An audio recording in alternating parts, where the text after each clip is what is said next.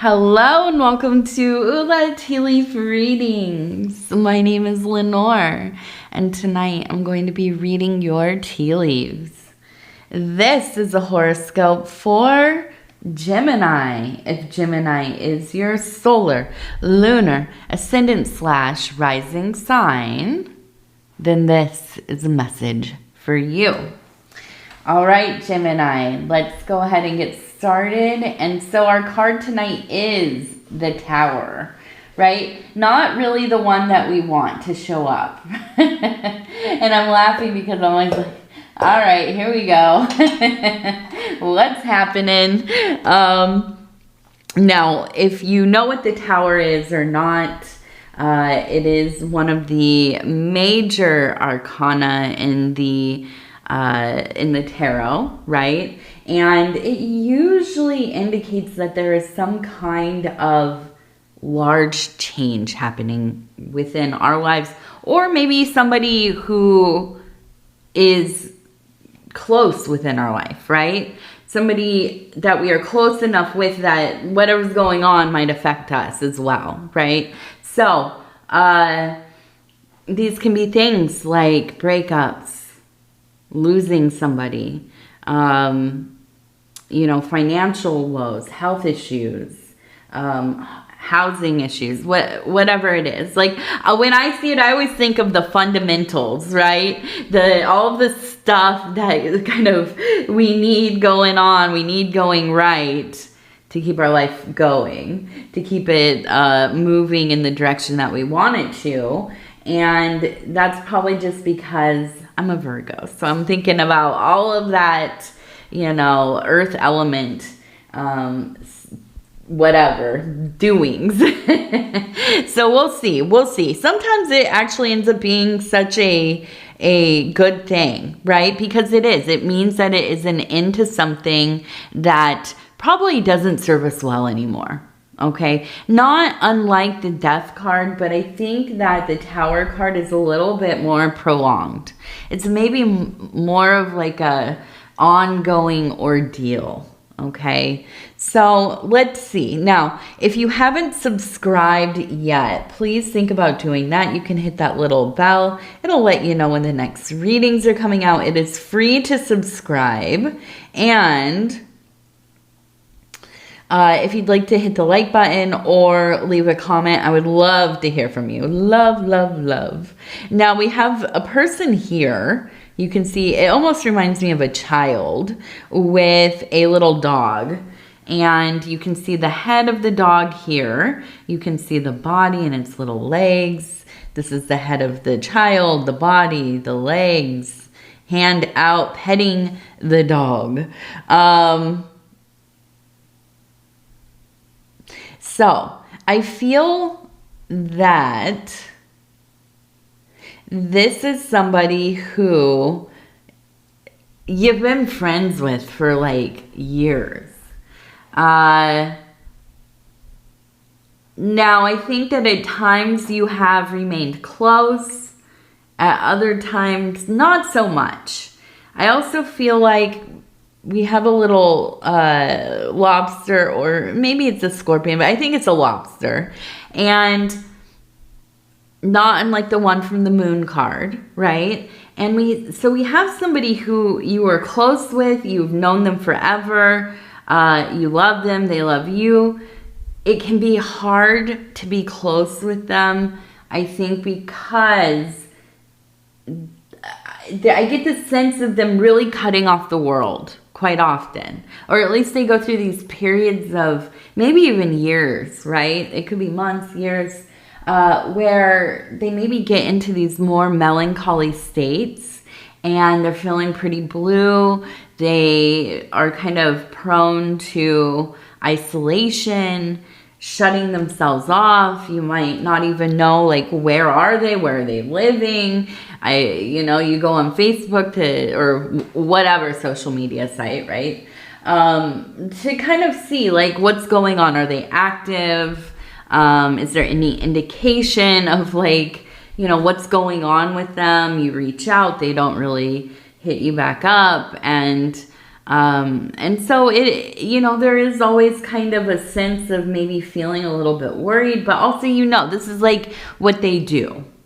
They always show back up and they've been on another adventure, or they have another thing going on. And for whatever reason, I feel like they're really coming up in your mind recently. I feel you really having this desire to kind of rekindle the friendship, right? And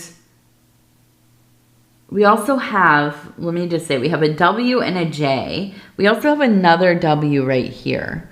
If you can see right in here, it's a W, J, W. And so I'm wondering if they have a W in their name. It could be that WJ is maybe like a initials or something like this. So up here, we also have a person standing holding a musical note. Now, we also have a person up here, and you can see kind of, it almost looks like a dress or maybe a robe of some kind of triangle. Okay, now we see the legs, and the head is kind of thrown back, and their arms are up. Now, we also have the word hi, H-I, hi. We also have a dog sitting here, and it looks very much like maybe Anubis, maybe kind of the jackal. And so now if you know who Anubis is or not, right, I'm going to just kind of explain. He is a Egyptian god, and the god of, a variety of things. But I believe embalming is the big one. And, in guiding, right, he's a psychopomp, which means that he guides beings from their earthly life into the next place, right? He takes them to have their hearts weighed. And depending on, right, is their heart too heavy? Is it too light? Well, actually, no. A light heart will get you into, and I forget even, what is it called? Their kind of happy place, their good place. I don't remember. But it is, yes. So there's if you can think of the motif of the weighing of the soul, if you've never seen it before, go look it up. There are depictions of it. And so I'm looking at this, and I don't think that this is an actual physical death necessarily, but I do feel like there's a sense of reevaluating, looking at how everything has kind of settled out in your life, and maybe feeling a little departed from the vision that you once had. Now, I wonder if you were somebody who is a musician, or somebody who really enjoys music. You might be a big fan, going to shows, you collect music, maybe even, analog. You have a tape collection, which astounds me. I guess like people have always, right, collected physical music, but now, and because I'm older, I grew up during the era of the tape deck, right? And now seeing people go back into collecting tapes, and it's a little bizarre, but it's pretty cool. I love the sound of a tape. I don't know, I guess because I grew up in that era, and I had tons of music on tape, and we used to tape like our favorite radio stuff. I'm not supposed to say that probably, but something, it just sounds nice. It's like almost a little bit crackly, and I don't know. It sounds good. But so anyways, I feel like maybe there's music involved here. Now, I also feel like maybe you have been somebody who really is expressive with your body. Now, maybe you've done dance, or maybe you like go to like concerts, festivals, whatever. You're somebody who, I almost feel like it's like you don't like to text people so much, or even do phone calls, maybe more phone calls than texting, because really you get so much more information from being face to face with somebody and seeing them move their body, their facial expressions. You are somebody who needs to feel the energy. You want to experience all the senses, right? And kind of texting and these word-based communications, if it's an email or a letter or whatever, I almost feel like there's some kind of anxiety around that, because you have to try to read into the tone of whatever somebody has sent you. And especially if it's a very limited amount of text, it's just like, okay, what does that mean? Are they happy? Are they mad? Is it really okay? And you want to be able to see, like, what's the whole picture here? And that really tells me that you're very much tied into your physical form, right? This is where how you process a lot of information, you feel comfortable there. And I think even you maybe are kind of masterful at it. You might be somebody who even is like a professional body language expert, but I think that it also is that you like to move your body. You like to touch and you're somebody who will like put your hand on somebody's shoulder, or, you like to hold hands and give hugs and that kind of thing. And I feel like you found yourself maybe in this part of your life where you're feeling kind of detached from living in your more authentic mode. It maybe is that you are in a job or some kind of living dynamic, or even in a relationship where it feels like there's a lack of, and it's not just like intimacy or affection, but just human connection in general, right? You maybe work at a job where it's like you're sitting at a computer, you're, not interacting with people in a very meaningful way, or maybe you do some kind of work where you do interact with people, but they're always angry, right? You're seeing people in the hardest moments of their life, or they're angry because something's going wrong. I'm thinking of like briefly when I was in my early 20s, I worked for a call center, and it was mostly cold calling, but then there was also like the people would call in and do orders for different businesses and stuff. And I cannot tell you, I could not do the job because people were so upset all the time. They were annoyed that you were bothering them. They were annoyed that something was going wrong with their order, or they couldn't figure out something, and I only had limited understanding of what, they gave you a script and a computer that was from like, the Stone Age, and yeah, it was hard. And, I could feel you maybe being in some kind of work that like it's not fulfilling to your authentic being, right? And it feels like you kind of are stuck in this labyrinth. And now, if it is within the relationship, it might be that you're with somebody who is just, you love them, you care for them, they're an amazing person, but you just don't connect in the same wavelength, right? Like it's almost kind of like you coexist in the same home, and you're cool, you're respectful, you like each other, you are maybe even very considerate of one another, but there is a lacking. You know, maybe they don't like dancing. Maybe they don't like listening to music. Maybe they're not a hugger, right? They don't like to be touched, or they don't have, that's not their first impulse, is to like, wake up in the morning and say, hey, I love you. Good morning.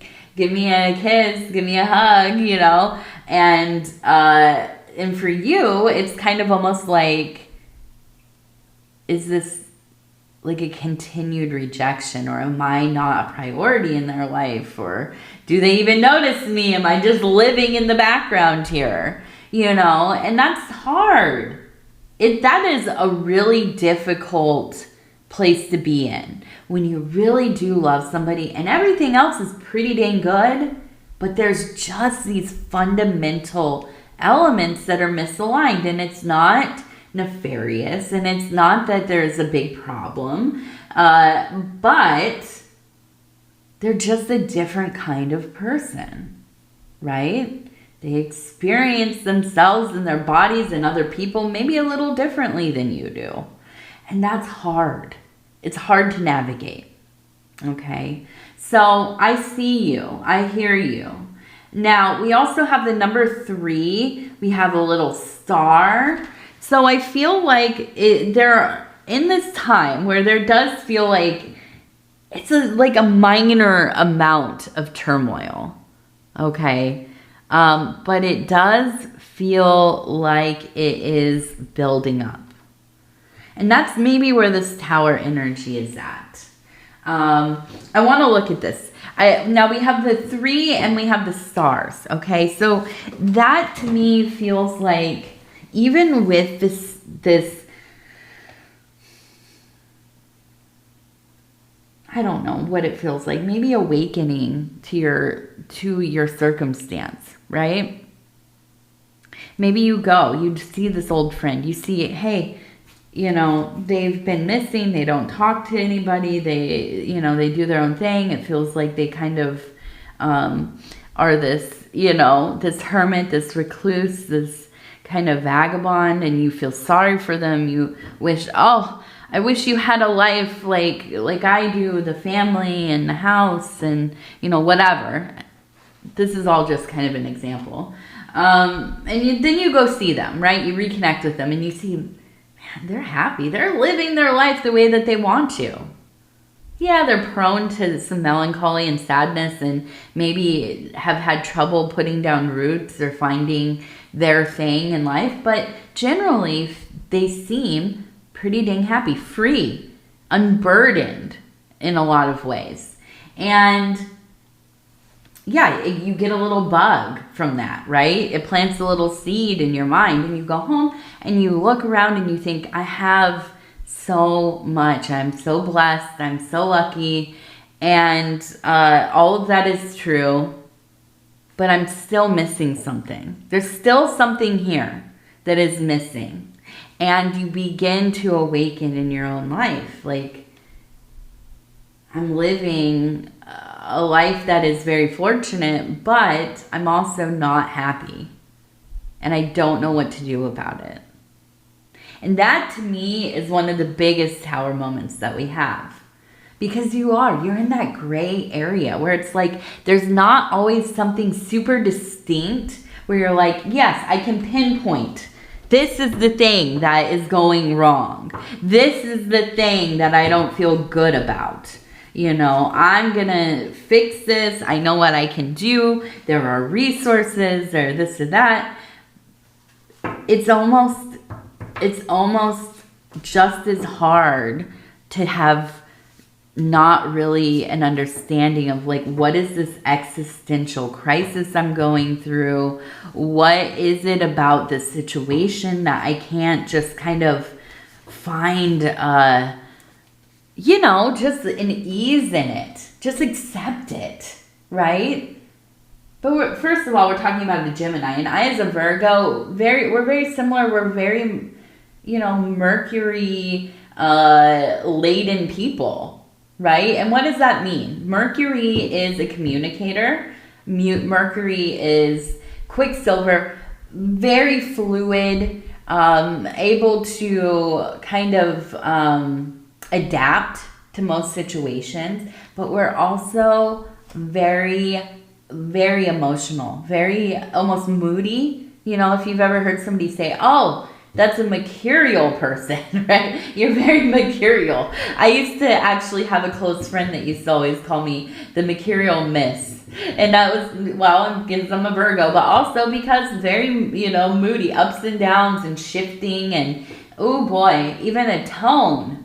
Somebody says something to me, they say it in a way that I'm like, my little, you know, spidey sense goes off, and I will turn just as quickly as you will. You want to take a tone with me? You want to, you know, disrespect me or make me feel uncomfortable on purpose, trying to, like, you know, whatever, like backhanded comments or whatever? No, I will turn just as quickly as anything else, right? And I think that, you know, Gemini, you're very much the same. I'm a Virgo, and my daughter is a Gemini, by the way. So you can imagine how that dynamic goes sometimes. Thankfully, we're usually the best of friends, but, you know, sometimes that community, we got those sharp tongues, I'll tell you what. So anyways, I'm going to do our Oracle of the Radiant Sun. We're going to just kind of look at this and see what do you have to kind of look out for? What is going on? You know, that maybe you can start to begin to figure out which direction maybe do I need to go here, okay? So I'm going to just flip through. I'm going to do 3 of them.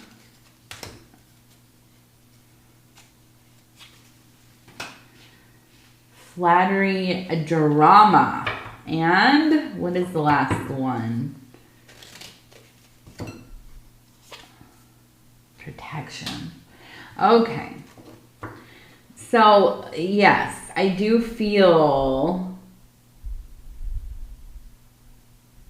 I feel that there is...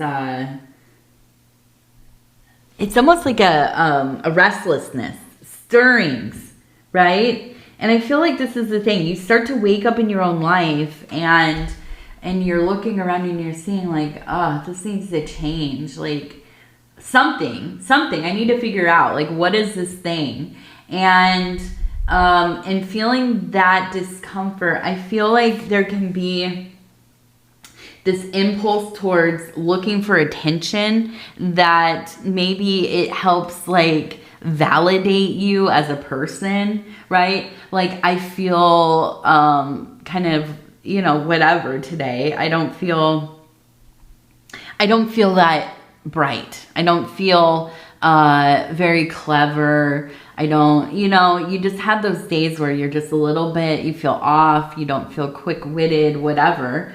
But you go looking for some kind of attention, or, you know, you're sharing like some funny memes or content or whatever. And you are kind of, it is like band-aiding however we feel about ourselves by getting some kind of attention, regard from others, praise, whatever. Now, this is fine. We all do this, right? But to get stuck in this mode can be so detrimental, right? Where we're always looking for that kind of dopamine, looking for, you know, something that is external from ourselves that's going to make us feel good about ourselves. And it really, it's hot. I don't even, you know, it feels like I'm torn because it's like, yeah, I love to be praised. I love to be adored. I love to be worshipped. Of course I do. But there's always that sneaking voice. Like if I'm in a bad place with myself, I don't care if the whole world tells me I'm the greatest ever. I'm still going to think, maybe they're lying to me, you know? Maybe it's just like they're just being nice, like they're placating me. You know what I mean? And it's like it's okay in little bits, but it's not the thing that's gonna save you, right? Not gonna save you. Now, here's the other part of it. We start feeling disconnected from our life, disrupted. We've become dislodged from this feeling of everything is going good and it's all headed towards the direction that I had been hoping for and working towards and all of that. And you start to just feel kind of maybe a little grumpy, maybe a little bit ornery, maybe a little bit, what's the word? Kind of cynical, I guess, about things, pessimistic. And yeah, we start little arguments, you know, with our significant other, with our spouse, with our mom, with our dad, with our kids, with the cat, you know, whoever. And the drama, yeah, listen, if everybody's just kind of cruising and then somebody all of a sudden is like, hey, I don't really like this and I'm going to take it out on everybody else around me, yeah, you're going to be met with some dramas, right? At some point with somebody in the mix, there's going to be resistance, you know? So here's, I think, a reminder of when you are feeling like things are, yeah, falling apart, or you're coming to the realization, this is all going to have to change a little bit or altogether, right? I got to do something else. I got to change and it's difficult, but I got to change those horses midstream.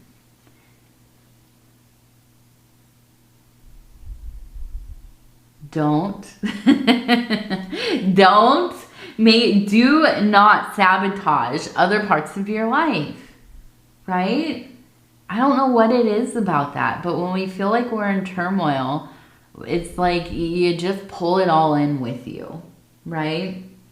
If you are having a hard time, sometimes it feels better to have company, right? Well, I'm having a hard time, so, you know, my wife, my husband, they're going to have to come along with me. It doesn't always have to be like that, right? And we should just remain conscious of it. And I think that's the big thing, is radical honesty with ourselves as much as we can, writing it down. Now, you don't have to think about sharing it. You don't have to tell anybody about it, right? This is like a diary situation. But I do think that kind of the process of sitting down, and now you can type it, of course. I don't know. I've always been kind of, I don't know. I don't necessarily feel like it has the same impact for me when I'm writing like on my phone or whatever. Back in the day, I used to have, you know, live journals and all of that. Do you remember those? But it doesn't feel the same as sitting down with a piece of paper, having a little like composition book, or I like the legal pads. I do a lot of my journaling and stuff on legal pads. I like them because they're bright and yellow. I know my husband, he likes to use those. What are they called? It's like musk something. Let me look real quick. Those journals are cool. I saw them at Barnes & Noble not that long ago. What are they called?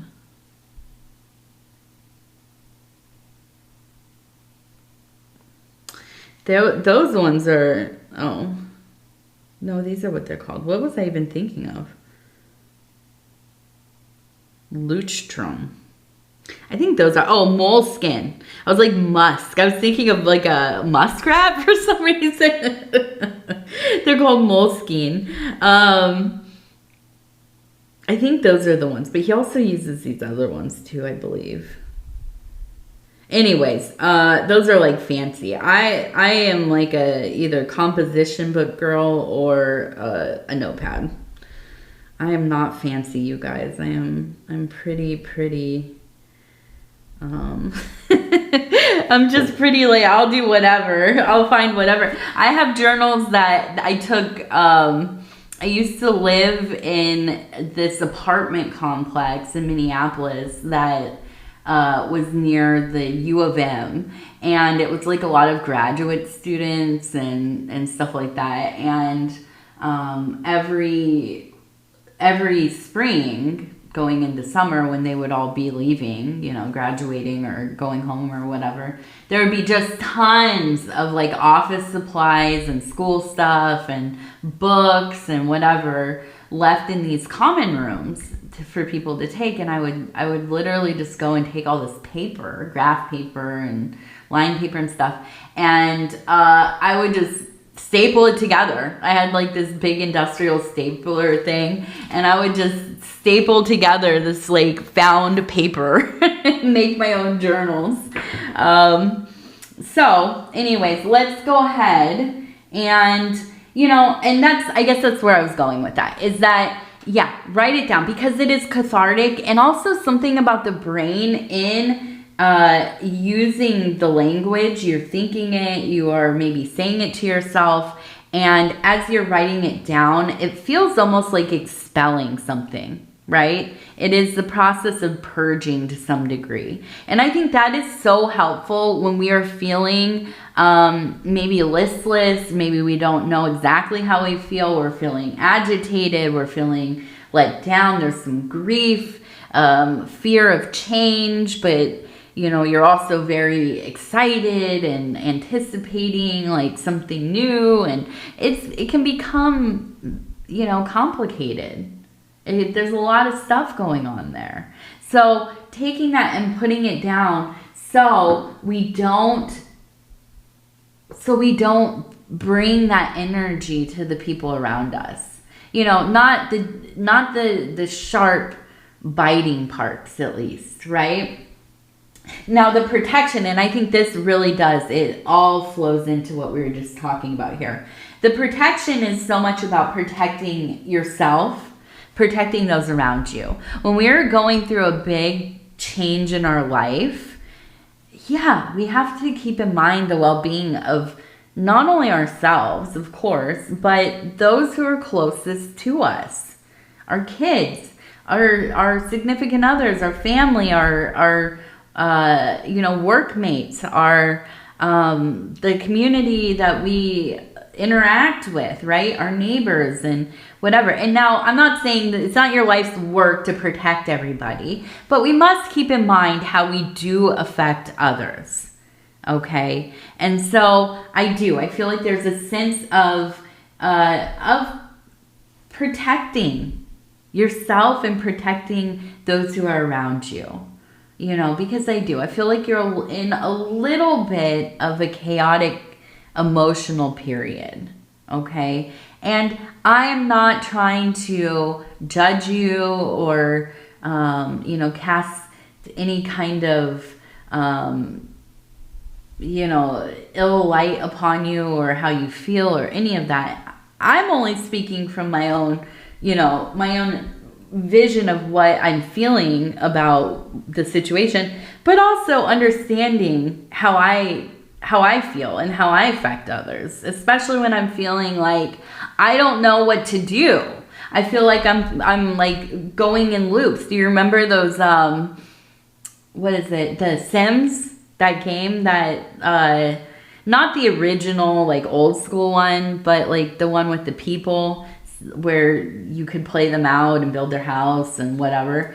I remember beginning to play that. I mean, I only played it a little bit when I was maybe like, you know, I don't know, a teenager or whatever. But I remember you could like wall them off and then they'd just go in a circle and they'd start to get angry and all the little, you know, their needs and stuff would start to appear everywhere, and they'd start to get, you know, I don't know, frantic and trying to get out or whatever. And I feel like this is like that feeling, right?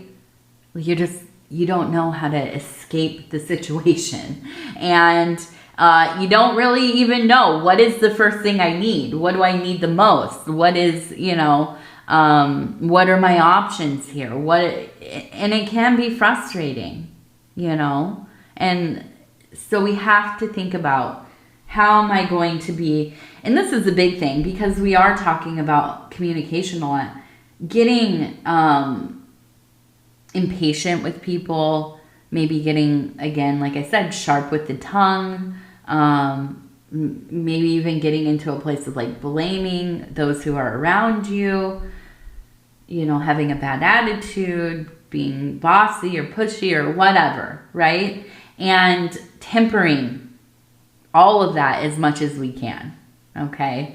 Now, we have the heart right in the middle. So I know that at the core of all of this, there's such immense love, okay? And I feel like you even think about the state of your life and being because you do have such a loving, compassionate, empathetic heart. You're always considering, how can I make things a little bit better? Not only for myself, but for the people who I care about. And, you know, so ultimately, I think that you're in this place where you maybe are feeling a little bit, you know, twisted up, but you have to remind you, I care. I care so much, and that means something. I care enough to check in with myself and see something is not going right and it needs to be changed. You know, because so many people would just ignore it. And they would just do other things to distract themselves from how they're feeling. And that maybe will work for them, or maybe it ends up being something that turns into a huge problem in their life. So you have to really give yourself kind of a pat on the back that, hey, I'm being courageous. I'm being brave. I am, you know, really thinking about not only my good, but the greater good of my collective. And that's such an important thing. You know, not enough people out here doing that. Now we also have TH, okay? Maybe initials again.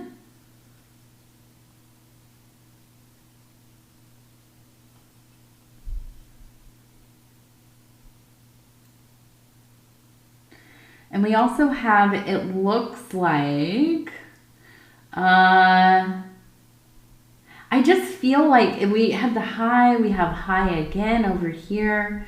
And then an A right in the middle as I'm looking at this. So I almost kind of wonder if we have somebody who had a strong solar energy, maybe have passed or maybe not present in your life directly right now, but I feel them really coming through for you. And maybe this is the same person from the beginning, but maybe even feels like somebody who is offering some support, right, as you are going through this situation. And I almost wonder if it is like maybe your favorite auntie, or, you know, maybe like your mom's best friend, or something where it is a person who has always given you honest advice. They've always been real with you, very supportive, very loving, and accepting. That's the big thing. When you made mistakes, and I'm imagining like when you were young, maybe a preteen or a teenager, and you got into some trouble, your mom was angry, your dad was angry, but then there's this other person who, yeah, they don't love what you did, but they understand you're a human being and you're growing up and you're gonna do some stupid stuff, and, you know, kind of that like voice of reason, kind of just, well, you got to do it differently, you know, you got to make better choices, right? If you're going to go down this path, you better be aware, you know, that kind of thing. And so I feel like there's still that like support there. And I feel like you have a soul connection with this person. And I even think that sometimes you hear them in yourself. Right? It's kind of like when you have a kid and you start raising them, and you're getting in there, and you have those difficult moments, and you say something to them and you're like, oh my gosh, I sound like my grandfather. That's me. I'm like, always, don't run in the house. Don't run in the house. You know, no running in the house, please. Walk quickly. quickly, don't run, you know? And I'm like, oh my gosh, I sound like my grandpa. I finally understand him. You know, I finally understand why he was so annoyed when there were a bunch of kids running through the house. And so, yeah, I could see you kind of hearing this person in your own, you know, communications, whatever it is. But I think that's a wonderful thing because it means that you are so kind of accepting.